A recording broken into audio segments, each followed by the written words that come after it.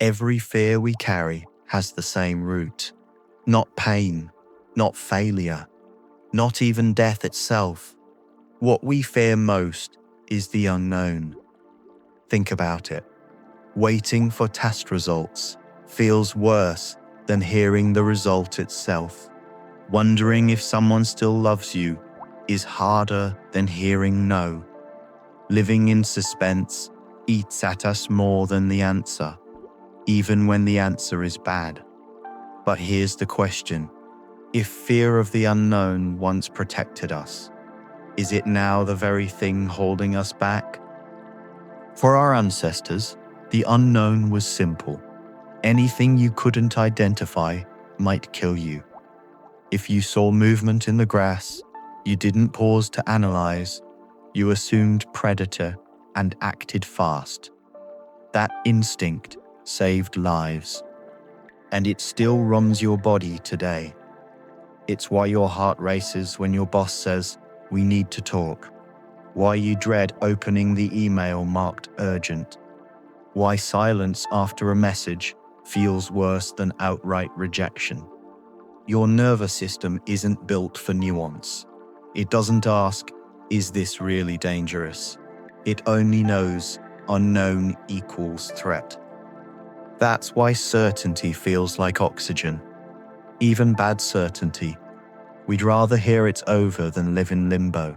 We'd rather believe a comforting lie than admit we don't know the truth. Because the unknown doesn't just make us anxious, it makes us powerless. And the ego hates nothing more than losing control.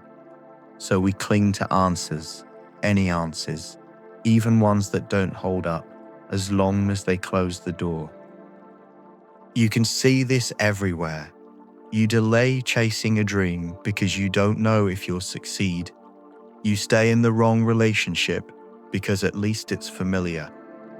You scroll through worst-case scenarios online, as if anticipating them will keep you safe. The irony is, in trying to escape the unknown, we trap ourselves in smaller, predictable lives.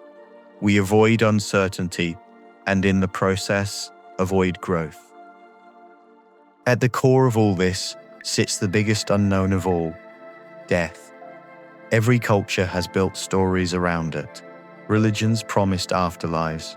Philosophies tried to make peace with it, but no one truly knows. That's the one uncertainty no human has ever cracked, and it bleeds into everything else. It's why we demand certainty about politics, beliefs, and identities, because if the biggest question is unanswerable, we scramble to close all the smaller ones. But here's what we forget. The unknown isn't only where fear lives. It's where everything worth having lives too. Every good thing in your life was once uncertain. The friend you now trust, the love you found, the work you care about. None of those began with guarantees. They began with risk, with mystery, with a step into the fog. If everything were known, life would be safe, but lifeless.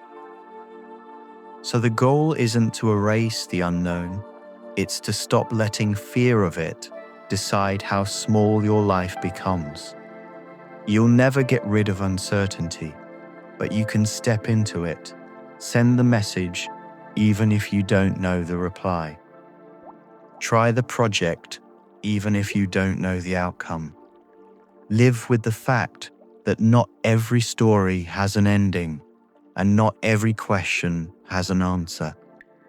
That's not weakness, that's living honestly. We all fear the unknown, but none of us have to face it alone.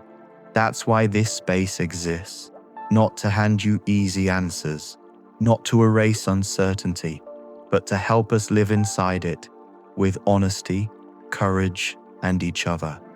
Because maybe the point was never to escape the unknown. Maybe the point was to embrace it together.